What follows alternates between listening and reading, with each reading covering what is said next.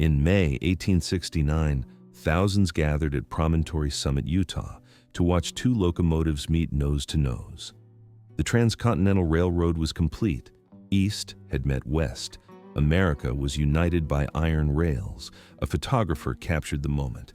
Dignitaries in top hats, railroad executives shaking hands, workers crowding around the engines cheering. Count the Chinese faces in that famous photograph. You won't find many, if any. The iconic champagne photo shows the celebration, but the Chinese workers who built much of the railroad are conspicuously absent from the frame. Now, count how many Chinese workers built the Central Pacific Railroad, the western half of that transcontinental line. Between 10,000 and 15,000. At the peak of construction, they made up 80 to 90% of the workforce. This is their story.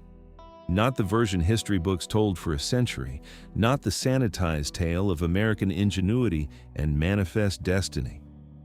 This is the true story of the men who carved a railroad through the Sierra Nevada with hand tools, black powder, and courage that defied comprehension.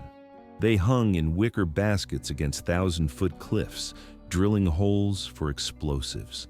They tunneled through solid granite in darkness and choking fumes.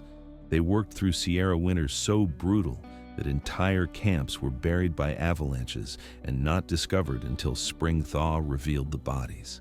They were paid less than white workers, given the most dangerous jobs, largely excluded from the final celebration, and then systematically marginalized in the historical record. Between 1865 and 1869, Chinese immigrant workers accomplished one of the greatest engineering feats in American history. They blasted 15 tunnels through the Sierra Nevada. They laid 10 miles of track in a single day, a record that still stands. They built a railroad that was supposed to be impossible, and for over a century, their contribution was minimized, overlooked, or forgotten. In 1863, the Central Pacific Railroad faced a crisis before it had laid a single mile of track. The company had been chartered to build eastward from Sacramento, California, racing to meet the Union Pacific building west from Omaha. The federal government was offering enormous incentives, land grants, loans, and subsidies based on miles of track completed. But Central Pacific President Leland Stanford had a problem. He couldn't find workers. The California gold rush had ended. White laborers demanded high wages, often $3 to $4 per day, and frequently abandoned railroad work the moment they heard of a new gold strike. Construction crews would evaporate overnight, leaving equipment abandoned and schedules in ruins. Charles Crocker, the construction superintendent, suggested hiring Chinese immigrants. His partners were skeptical. Stanford himself had campaigned for governor on an anti-Chinese platform just years earlier. The common prejudice held that Chinese men were too small, too weak, too foreign to do hard labor. But Crocker had seen Chinese workers building levees in the Sacramento Delta. He knew they were capable. And he knew something else. They were desperate enough to take the work. By 1865, approximately 50,000 Chinese immigrants lived in California, most from Guangdong province in southern China. They had come during the gold rush seeking fortune. Instead, they found hostility, violence, and exclusion from most professions. The foreign miners' tax specifically targeted Chinese gold seekers. Anti-Chinese laws barred them from testifying in court against white people. Violent attacks were common and rarely prosecuted. Job opportunities were limited to the most undesirable work: laundries, domestic service, agricultural labor. When Central Pacific began recruiting in 1865, Chinese workers saw an opportunity. The pay was low by frontier standards, starting at $26 to $27 per month, later raised to $30, then $35. But it was steady work. White workers received $35 per month with food and lodging provided. Chinese workers had to pay for their own food and housing from their wages. Historians estimate Chinese workers cost the company between 1/2 and 2/3 of what white workers cost. Still, for men sending money back to families in China, even those wages represented hope. The first 50 Chinese workers were hired as an experiment in February 1865. They worked so efficiently that Crocker immediately ordered his agents to recruit more. By 1866, the Central Pacific employed 6,000 Chinese workers. By 1868, that number had grown to 12,000. At the peak in 1869, as many as 15,000 Chinese men worked on the railroad, 80 to 90% of the entire workforce. They had been hired because they were desperate. They would prove themselves indispensable because they were extraordinary. The Sierra Nevada was the deadliest obstacle between California and the east. The mountains rose 7,000 feet from the Sacramento Valley. Winter snows could reach depths of 40 feet. Granite cliffs plunged hundreds of feet. The route required crossing some of the most unforgiving terrain in North America. Central Pacific's chief engineer, Theodore Judah, had surveyed a route through Donner Pass, the same area where the Donner Party had resorted to cannibalism just 20 years earlier. The engineering challenges were staggering. The railroad would need to climb from near sea level to over 7,000 feet in just 100 miles. It would require bridges across deep canyons, snow sheds to protect track from avalanches, and worst of all, 15 tunnels blasted through solid granite. White workers took one look at the mountains and demanded impossible wages. Many refused the work entirely. Chinese workers accepted it. The most dangerous job was cutting the roadbed along cliff faces. In some places, the route clung to mountainsides where there was no room to work. Someone had to carve a ledge from solid rock hundreds of feet above the canyon floor. The solution was as simple as it was terrifying. Lower men in wicker baskets over the edge. Chinese workers would sit in these baskets, essentially large woven containers, suspended by ropes secured at the top of the cliff. They would swing against the granite face, drill holes by hand using hammers and iron chisels, pack the holes with black powder, light the fuses, and signal to be pulled up before the explosion. If the rope broke, they fell. If the fuse was too short, they died in the blast. If rockfall knocked them unconscious, they couldn't signal to be pulled up. One account describes a worker who drilled all day in his basket, methodically packing charges and lighting fuses, always pulled to safety just in time. On his final charge of the day, the rope snagged. He couldn't be lifted quickly enough. The explosion killed him instantly. There are no comprehensive records of how many men died this way. Chinese workers were not systematically counted in official casualty statistics, but the work continued. Dozens of workers hanging in baskets, hammering, drilling, blasting, day after day, carving a roadbed from the mountain. The 15 tunnels required for the route were the greatest engineering challenge of the entire Transcontinental project. Summit Tunnel, the longest at 1,659 feet, took 15 to 16 months to complete. The work began in August 1866 and was finished in November 1867. The granite was so hard that workers could advance only inches per day. They drilled by hand, one man holding the drill, another striking it with a sledgehammer, a third pouring water to cool the metal. After each strike, the drill was rotated slightly. Slowly, painstakingly, a hole would form. Once holes were drilled in a pattern across the tunnel face, they were packed with black powder. The workers would retreat, the powder would be detonated, rock would shatter. Then the workers would return to clear the rubble, drill again, and repeat. In good conditions, a crew might advance 12 inches per day. The tunnels were worked from both ends simultaneously, crews drilling inward from opposite portals. And in the longest tunnels, a central shaft was sunk from above, so that 4 faces could be worked at once. Chinese workers were lowered hundreds of feet down these shafts to work in near total darkness, breathing air so foul from black powder smoke that lanterns barely stayed lit. The temperature inside the tunnels reached 115 degrees in summer. In winter, it barely stayed above freezing. The granite dust filled lungs. The powder smoke caused chronic respiratory problems. Accidents were constant: rock falls, premature explosions, shaft collapses. In 1867, Central Pacific switched from black powder to nitroglycerin. Nitroglycerin was 5 times more powerful than black powder. It also exploded if jostled, heated, or looked at wrong.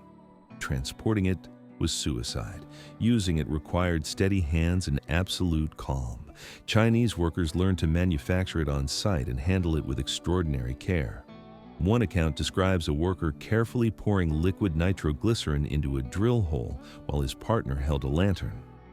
Both men knew that one drop spilled, one spark, one moment of carelessness meant instant death. The nitroglycerin increased progress to about 2 feet per day. The death toll increased proportionally. How many died in the tunnels?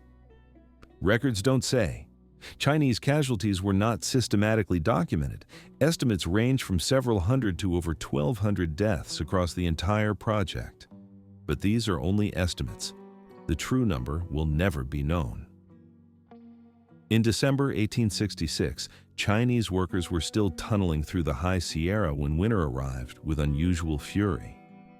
Snow began falling in October and didn't stop until April. The winter of 1866 to 1867 featured 44 recorded storms. By midwinter, snow depths reached 40 feet. Temperatures dropped to 20 below zero. Avalanches roared down mountainsides without warning. Work didn't stop. Chinese crews built entire underground cities beneath the snow. They tunneled through the snowpack itself, creating passages between work sites, bunkhouses, and mess halls. Some of these snow tunnels extended hundreds of feet. Workers lived in crude wooden bunkhouses, thin walls, inadequate heating, packed with men. They slept in bunks stacked 3 high. They cooked communal meals, rice, dried fish, tea, that connected them to home even in this frozen wilderness. They worked 12-hour shifts. In the tunnels, day and night were indistinguishable anyway. The work was constant, brutal, mind-numbing. And then the avalanches began. One survivor later recalled, "We heard a sound like thunder. Then the bunkhouse shook. Everything went dark. I was buried under snow and timber and couldn't move. I thought I would suffocate. Entire camps were swept away. 20 workers died in one avalanche documented by engineers. Individuals disappeared in smaller snowslides." James Strobridge, the construction superintendent, later recalled, "In many instances, our camps were carried away by snowslides, and men were buried, and many of them were not found until the snow melted the next summer. Some frozen bodies were found in the spring with their shovels or picks still in their hands." Throughout that winter, Chinese workers continued drilling, blasting, and hauling rock from the tunnels. They worked through conditions that would have killed most men within days. When spring finally arrived, the railroad had advanced, not as much as planned, but it had advanced. On June 25, 1867, thousands of Chinese railroad workers walked off the job. Estimates vary. Some sources say 2,000, others say 3,000. Still others claim 5,000 workers participated. Whatever the exact number, it was one of the largest labor strikes in American history to that point. The workers had specific demands. They wanted equal pay with white workers, $40 per month instead of $35. They wanted the workday reduced from 12 hours to 10, with even shorter shifts in the dangerous tunnels. They wanted an end to physical punishment by foremen, and they wanted the right to leave if they found better employment. Charles Crocker was furious. He tried cutting off food supplies to the workers' camps, hoping to starve them into submission. The Chinese workers had prepared. They had stockpiled rice and dried goods. They had organized carefully, choosing their moment when the railroad was behind schedule and desperate to make progress. The strike lasted 8 days. Crocker eventually broke it, not through negotiation, but through economic pressure and threats. He stopped provisions, stopped the butchers from butchering, and used what he later called coercive measures. The workers returned to their jobs without their demands being formally met. But the strike had proven something important. Chinese workers were not passive, submissive labor. They were organized, strategic, and willing to fight for better conditions.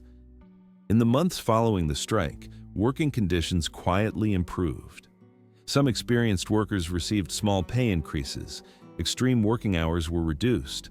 The railroad executives never forgot that the Chinese workers could not be taken for granted.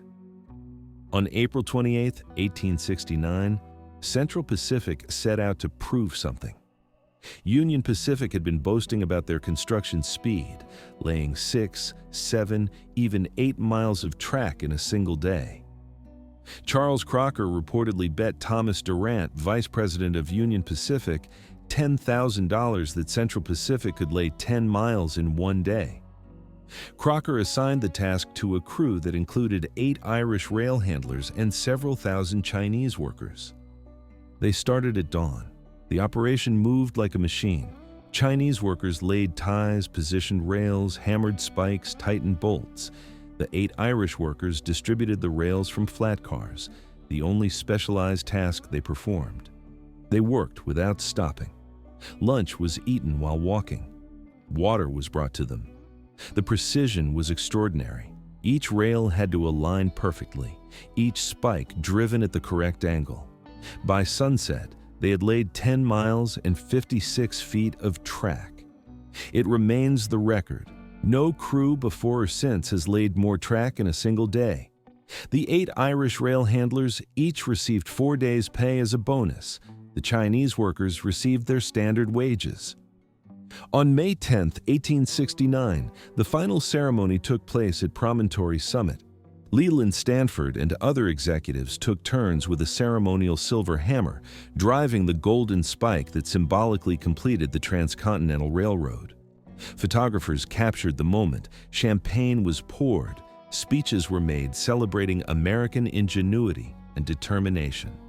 The most famous photograph from that day, the iconic champagne photo showing jubilant workers surrounding the 2 locomotives, contains few, if any, Chinese workers, despite their overwhelming majority in the workforce. Whether they were deliberately excluded, were at a separate celebration, or simply didn't make it into the frame has been debated by historians. What's clear is that the visual record of that day does not reflect the reality of who built the railroad. J.H. Strobridge, one of the Central Pacific construction supervisors, later acknowledged the truth.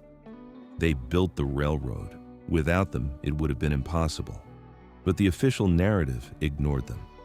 Newspaper accounts barely mentioned Chinese workers. History books credited white engineers and Irish laborers. The Chinese contribution was systematically minimized. Within months of completion, most Chinese workers were laid off. Some found work on other railroads. Many moved to cities, opening laundries and restaurants, some of the only businesses available to them. Others returned to China, their savings accumulated through years of brutal labor. And America moved on, celebrating the railroad as proof of American ingenuity, while downplaying the contributions of the men who actually built it. The Transcontinental Railroad transformed America. It cut travel time from New York to San Francisco from 6 months to 1 week. It enabled the settlement of the West. It facilitated trade, communication, and economic growth. It made fortunes for railroad executives and investors. Chinese workers received few of those benefits. Instead, they faced increasing hostility. The Chinese Exclusion Act of 1882, the first federal law explicitly banning immigration based on race, was passed partly due to lobbying by interests who no longer needed Chinese labor and wanted to eliminate competition for jobs. Violence against Chinese communities intensified. Massacres in Wyoming, Washington, and California killed dozens. Anti-Chinese laws proliferated. By the early 20th century, Chinese American population had declined sharply. But the railroad remained. The tunnels they carved still carry trains today. The grades they cut through mountains are still in use. The bridges they built still stand. In recent decades, historians have worked to recover this lost history. Monuments have been erected.